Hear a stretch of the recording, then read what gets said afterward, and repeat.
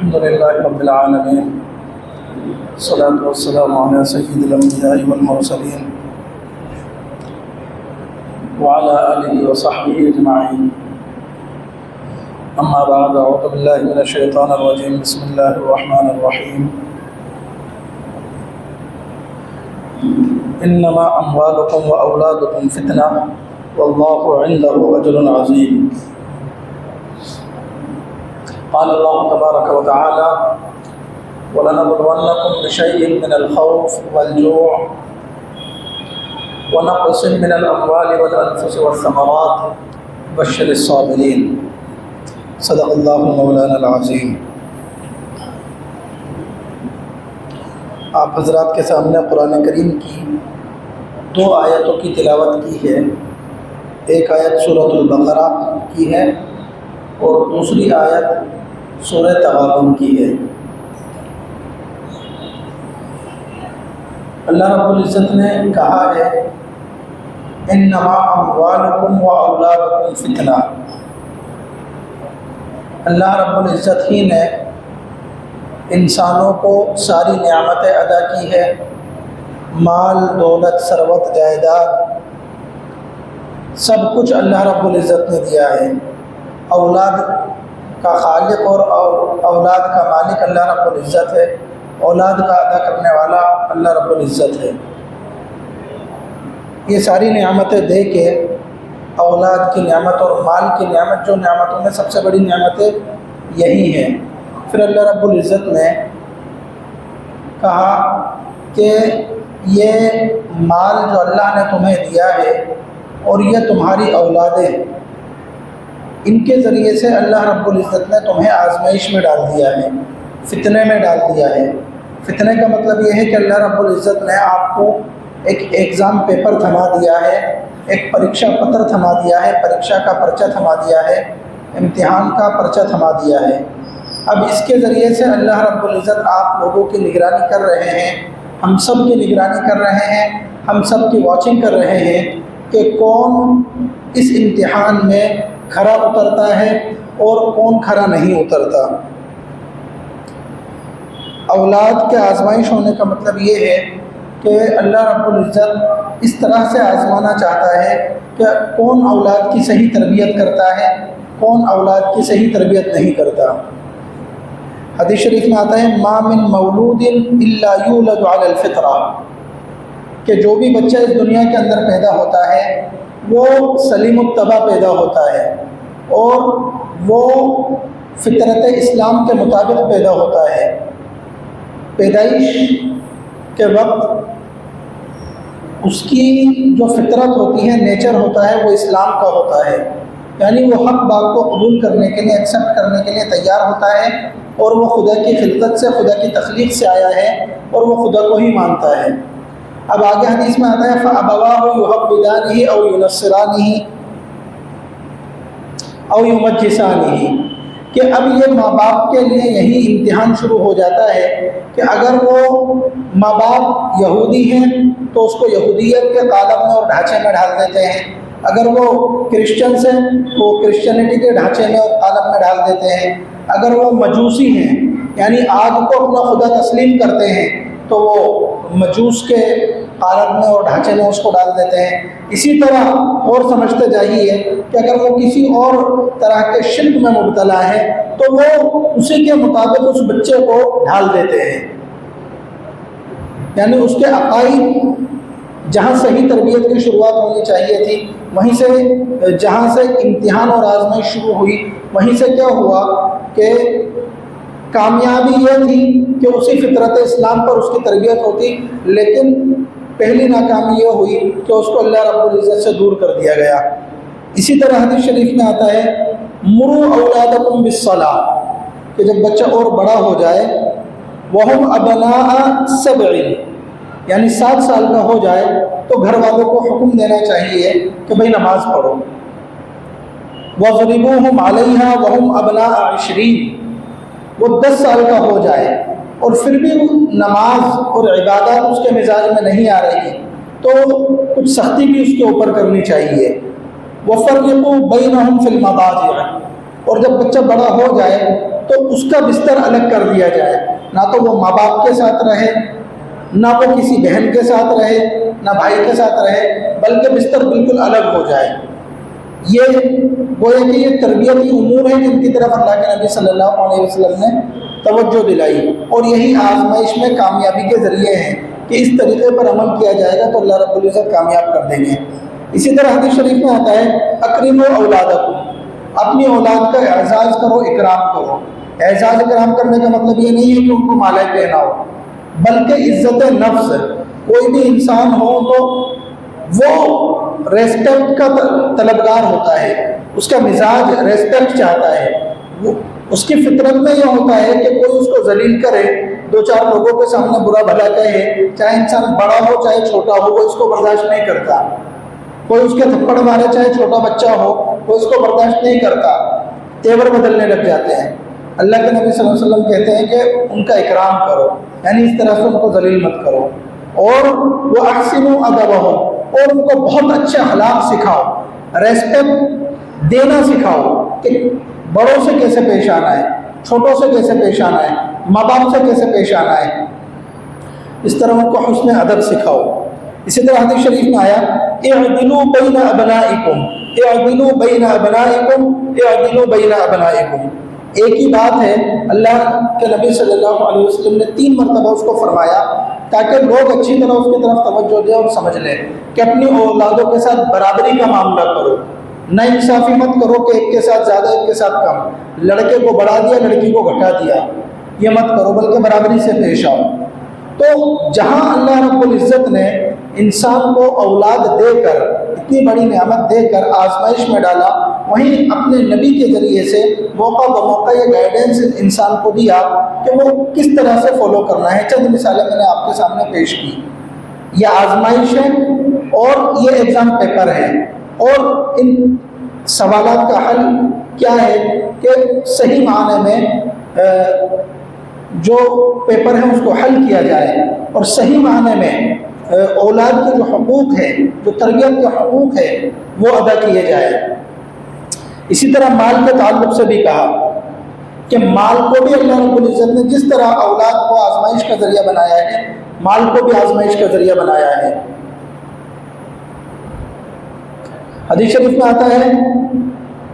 عن کعب بن عیاض رضی اللہ عنہ قال سمعت رسول اللہ صلی اللہ علیہ وسلم یقول ان لکل امت فتنۃ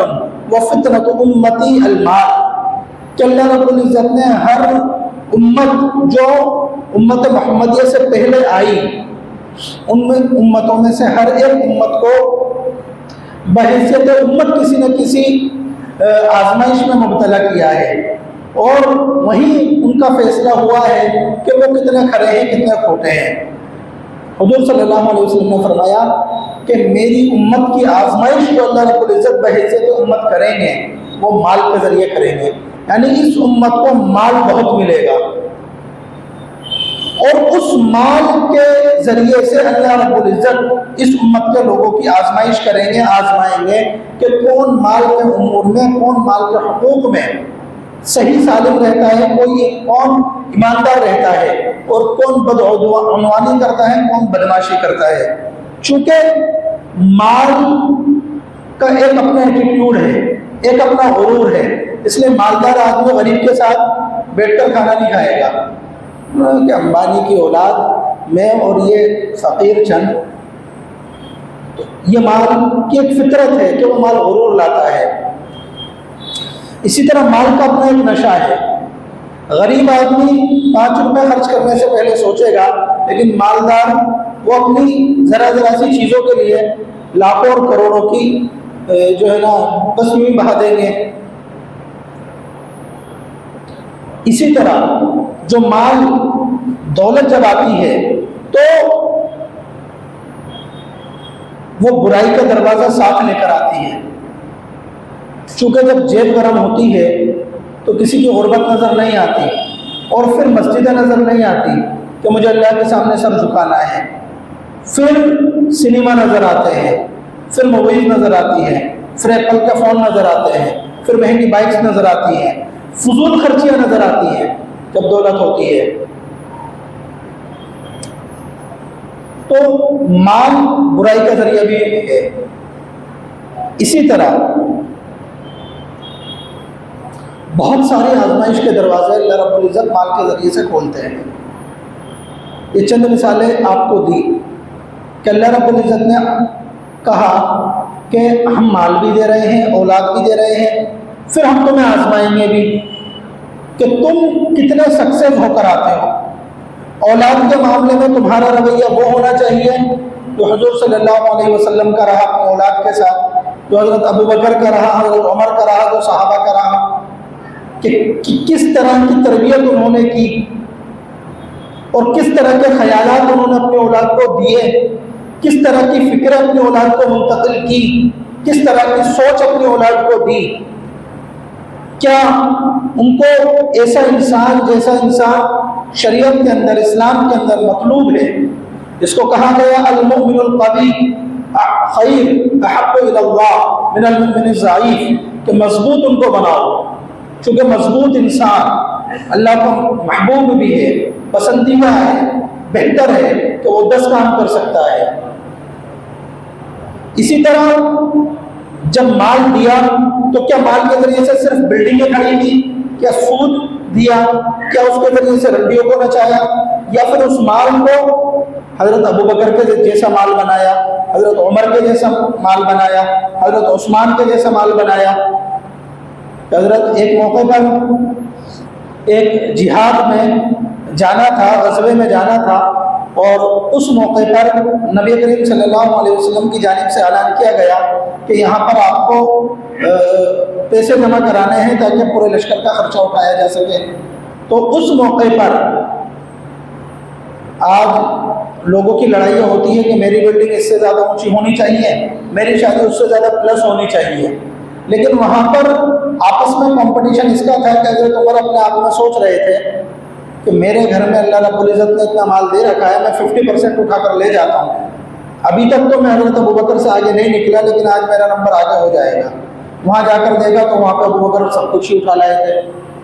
اللہ کے نبی نے پوچھا کیا، حضرت عمر سے پوچھا کیا چھوڑ کر آئے، کہا 50% چھوڑ کر آیا۔ ابو بکر سے پوچھا کیا چھوڑ کر آئے، کہ آپ کو اور آپ کا نام چھوڑ کر آیا۔ حضرت عثمان نے اپنی پوری کی پوری دولتیں لگا دی۔ کسی باغ کا پتہ چلا کہ اس باغ کی مسلمانوں کو ضرورت ہے اور بڑی پریشانی کا سامنا مسلمانوں کو کرنا پڑ رہا ہے، دولت کو دیکھا نہیں، پورا کا پورا مال لگایا، جتنی رقم تھی باغ کو خریدا، مسلمانوں کے لیے دے دیا۔ حضرت امام ابو حنیفہ رحمۃ اللہ علیہ بڑے مالدار ہیں، بڑے تاجر ہیں اور بڑے استاد ہیں، کئی شاگرد ہیں، قاضی ابو یوسف جیسے ان کے شاگرد ہیں،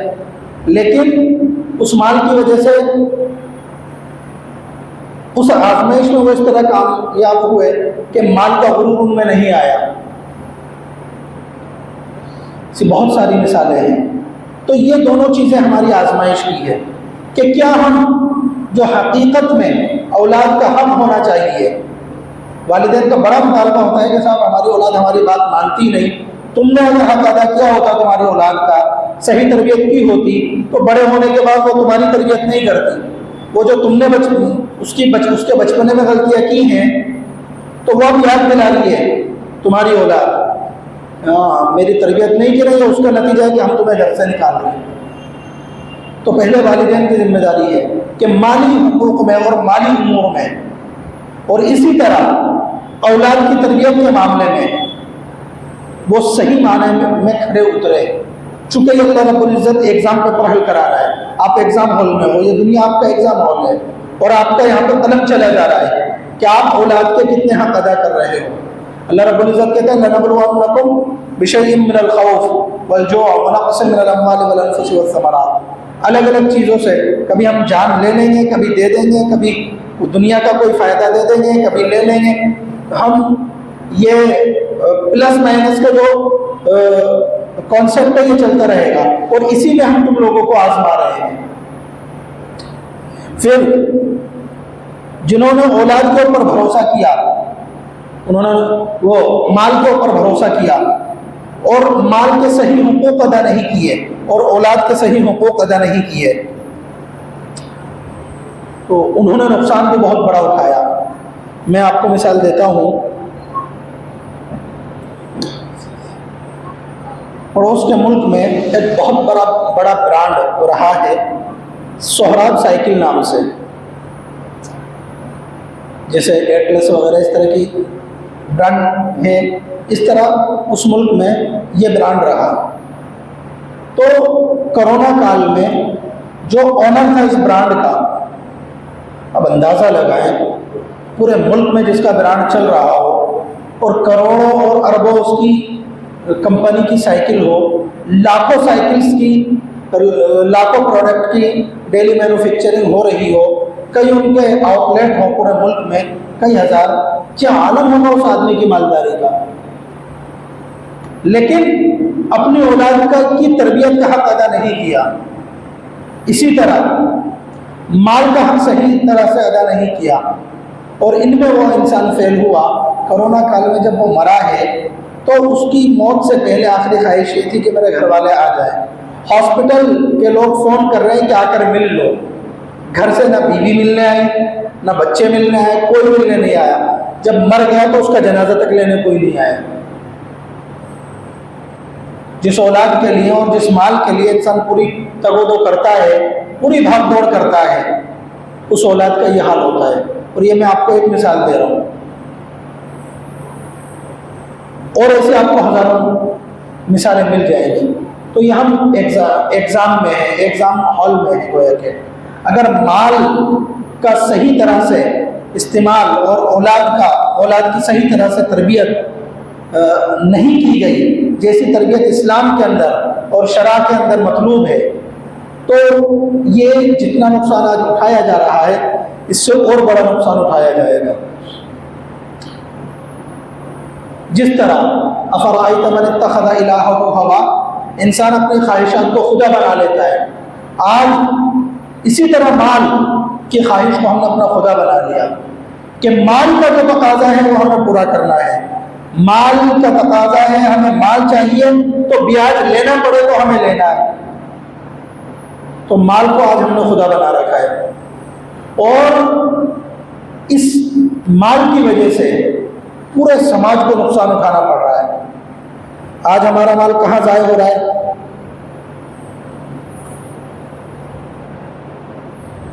آج جن جگہوں پر ہمارا مال ضائع ہو رہا ہے وہ جگہ ہیں کہ شادیوں کے اندر، برتھ ڈے کے اندر۔ آج سے 20 سال پہلے تک مسلمانوں میں برتھ ڈے کا کوئی رواج نہیں تھا، لیکن آج برتھ ڈے کے عنوان سے 5-5 لاکھ، 7-7 لاکھ، اور اگر اور کوئی بڑا مالدار ہے تو پھر کروڑوں تک برتھ ڈے پارٹی ہو رہی ہے۔ اسی طرح اور چھوٹی چھوٹی تقریبات میں کہ جہاں پر ضرورت نہیں ہے، اور شادیوں کے اندر تو خدا رحم کرے، جس نے جتنی زیادہ بچیوں کی عزت کو نیلام کیا، جس نے جتنی زیادہ رنڈیاں نچائی، جس نے جتنے زیادہ ایسے اسباب مہیا کیے جن سے عیاشی ہو، وہ سماج کا اتنا ہی بڑا ذمہ دار ہے۔ جو سماج کے اچھے لوگ ہیں لیکن ان کے پاس مال نہیں ہے، ان کی سماج میں کوئی حیثیت نہیں ہے۔ عربی کے اندر ایک شاعر ہے، اس کا الفاظ مجھے یاد ہے، انما الجمال جمال العلم والادب، کہ خوبصورتی اور بھلائی اور سماج کے اندر اچھے ہونے کی جو بنیاد وہ مال و دولت نہیں ہے، اصل جو جمال ہے، اصل جو بیٹرٹی ہے، اصل جو اچھائی ہے، وہ انسان کے پاس علم ہو اور تہذیب ہو۔ ایک اور عربی کا شعر ہے، اس کا مطلب یہ ہے کہ یہ جو غلط لوگوں کے پاس مال ہے تو یہ مال کو خدا بنانا اور مال کے آگے سجدے کرنا، یہ وہ ان کو مبارک۔ سماج کے اچھے لوگوں کے لیے خدا کی راہ کافی ہے، خدا کا علم کافی ہے، تو اس مال کو خدا نہیں بنانا چاہیے۔ آج ہمارے یہاں پر ہمارے سماج کے، آپ برادری کی سطح پر لے لیں، آپ محلے کی سطح پر لے لیں، آپ اپنے پولیٹیکل اور راجنیتک سطح پر لے لیں، آپ کسی بھی سطح پر لے لیں، آپ کو سماج کے اچھے لوگ نہیں ملے، چونکہ وہ مال کا جو استعمال تھا وہ صحیح نہیں ہوا، بلکہ جو جتنا بڑا منحوس ہوگا جتنا بڑا دیوس ہوگا، جتنا بڑا فتین اور شریر ہوگا، جتنا بڑا قوم کا دلہ اور غدار ہوگا، وہ اس سیٹ پر بیٹھا ہوا ملے گا چونکہ مال ہے۔ اور ہماری سنجیدگی بھاڑ میں گئی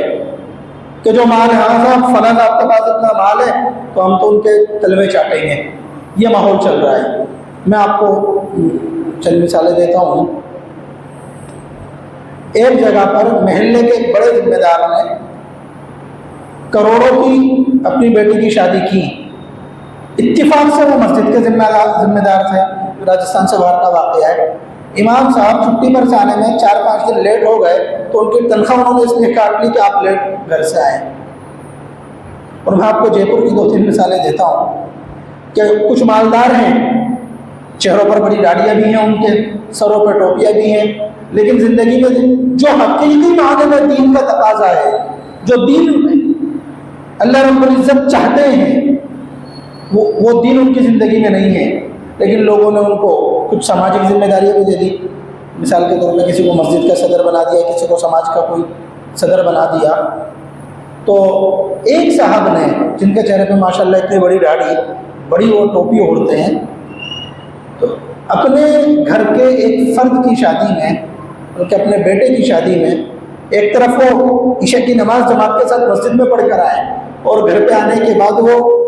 اس بات کا انتظام کرا رہے ہیں کہ چونکہ آج ہمارے یہاں پہ راتی جگہ ہے اور رنڈیاں ناچنے آئی ہوئی ہے تو ہم اسٹیج لگوا رہے ہیں، اور سماج حاجی صاحب فلاں صاحب، حاجی صاحب فلاں نمازی صاحب ہے، اور فلاں صاحب ہمارے خدا ہیں، اور وہ آدمی وہاں پہ کھڑا ہو کر رنڈیاں نچوا رہا ہے، اور اس کی اولاد پیسے لٹا رہی ہے رنڈیوں کے اوپر۔ میں جو بات کہہ رہا ہوں اس کا ذمہ دار ہوں، ہلکی بات نہیں کہہ رہا۔ ایک اور میں آپ کو بات بتلاتا ہوں، اسی طرح کے ایک ذمہ دار بنا دیا جنہوں نے لوگوں کو، انہوں نے اپنے گھر کے ایک فرد کی شادی میں رات، سردیوں کی رات میں تہجد کے وقت تک اپنے گھر کی خواتین کو اس طرح نچایا ہے جس طرح رنڈی ناچتی ہے۔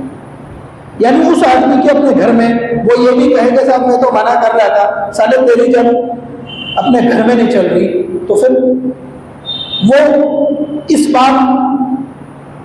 اپنی ظاہری عزت کے خاطر بھی وہ ایسا نہیں کر سکا کہ میرے گھر کی بیٹیاں روڈ پر آ کر ننگی نہ ناچے۔ یہ ہمارے سماج کا حال ہے۔ اس لیے یہ مال اور اولاد بہت بڑی امانت ہے اور اللہ رب العزت کا بہت بڑا امتحان ہے۔ اگر اس امتحان میں ہم کامیاب نہیں ہوتے تو یاد رکھیے، جب رزلٹ آتا ہے، جب ساری تلی کھل جاتی ہے کہ تم نے کتنی محنت کی تھی، اور اللہ رب العزت کی پکڑ آتی ہے امتحان کے بعد، اور دنیا کے رزلٹ میں غلطی ہو سکتی ہے، لیکن اللہ رب العزت وہ ذات ہے لا یغادر صغیرۃ ولا کبیرۃ الا احصاها، چھوٹی سے چھوٹی بھلائی کو بھی لکھی جاتی ہے اللہ کے پاس، اور چھوٹی سے چھوٹی برائی بھی لکھی جاتی ہے، تو اس کے یہاں سے رزلٹ آنے میں کوئی غلطی نہیں ہو سکتی ہے۔ اس لیے ان جو آزمائش کے دو اہم پہلو ہیں، ایک تو اولاد اور ایک مال، ان کے بارے میں ہمیں بہت زیادہ بیدار رہنے کی ضرورت ہے۔ اس لیے ہمیں خود یہ نیت کرنی چاہیے کہ کم از کم ہم اپنے گھروں سے ہم ان فتنوں کو ختم کریں گے۔ جیسے مال کا ایک فتنہ آج کل یہ چلا ہے، میں ابھی تھوڑے دن پہلے سکھ ہاؤس کی طرف سے جا رہا تھا، رات کا وقت تھا، تو چند نوجوان لڑکے جن کی بمشکل عمر 17-18 سال ہوگی، ایک بوڑھے آدمی کو روک کے اور پریشان کر رہے ہیں، اور اس کی گاڑی ہلکی گاڑی تھی، وہ اس پر لاتے مار رہے ہیں۔ میں نے رک کر کہا ایسا کیوں کر رہے ہو؟ تو انہوں نے دیکھا کہ گاڑی والے کوئی مولانا ہے، تو تھوڑا سا وہ چونکہ مسلمان تھے سائلنٹ ہوئے۔ بعد میں پتہ چلا کہ وہ برتھ ڈے کے خمار میں تھے اور وہ کیک ویک لے کر آئے تھے، ایک دوسرے کا منہ گندا کرنا تھا ان کو، اور وہاں پہ یہ دکھانا تھا کہ ہمارے پاس پیسہ زیادہ ہے، اور یہ دیکھو ہم ہماری باپ کی کمائی کو کس طرح سے روڈ پر پھینکتے ہیں۔ یہ ہمارے نوجوانوں کا حال ہے۔ تو یہ بہت سخت معاملات ہیں، ورنہ جب اللہ کی پکڑ یوں ہی نہیں آ رہی ہے، اللہ رب العزت کی پکڑ، یا کسی کی بد دعا بھی ہے، کسی کی آہ بھی ہے، اور ہمارے کرتوت بھی ہیں۔ اس لیے ہم خود یہ نیت کریں کہ جن کی شادی نہیں ہوئی وہ سنت و شریعت کے مطابق شادی کریں گے، اور جو گھر کے بڑے ہیں وہ گھر میں اپنی اس بات کو نافذ کریں گے کہ ہمارا مال یا تو استعمال نہیں ہوگا، اگر استعمال ہوگا تو صرف اور صرف جائز طریقے پر استعمال ہوگا۔ اگر سماج کے اندر یہ پرتھا چل جائے کہ غلط طریقے پر، غلط انداز پر جو اپنی اولاد کو استعمال کر رہا ہے، اولاد کو غلط تربیت دے رہا ہے، یا کم از کم جو اولاد یہ مال کا غلط استعمال کر رہا ہے، گھر کے بڑے اور چھوٹے اس کو ٹوکنا شروع کر دیں کہ ذرا سی غیرت نہیں ہے تم میں، ذرا سی شرم و حیا نہیں ہے تم میں، یہ بھی اس کے لیے بہت کافی ہے۔ اور بعض علاقے ایسے ہیں جہاں پہ معاشرے کے لوگوں نے، ذمہ داروں نے سمجھا تو انہوں نے اس چیز کو نافذ کیا، اور وہاں پہ پورا ایک ایگریمنٹ ہو چکا کہ گاؤں میں اگر کسی نے فضول خرچی شادی میں کی، کسی نے برتھ ڈے بنایا، پورا گاؤں اس کا بائیکاٹ کر دے گا۔ اب ہم اور کاموں میں یہ چیز کرتے ہیں، لیکن شریعت کے لیے ہم دوسری بڑی بڑی نیکیاں ڈھونڈیں گے، لیکن ان چیزوں کو ہم دین کا حصہ سمجھتے ہی نہیں ہیں۔ تو یاد رکھیے، اگر مال اور اولاد کے بارے میں اگر ہم نے سنجیدگی سے اپنے آپ کو اویئر نہیں کیا تو پھر اللہ رب العزت کا لٹ بہت مضبوط ہے، اور پھر یہ کہنا اللہ رحمان ہے، اللہ رحیم ہے، اے اللہ تو معاف کر دے، وہ قہار بھی ہے، اس کا غضب بھی بہت خطرناک ہے، اور وہ جب غضب پر آتا ہے تو زمینوں کو اوپر نیچے کر دیتا ہے۔ اس لیے اللہ کی رحمت تو ہے ہی، اس کا لٹ بھی بہت مضبوط ہے۔ اللہ رب العزت سمجھنے کی توفیق عطا فرمائے۔ وآخر دعوانا الحمد للہ رب العالمین۔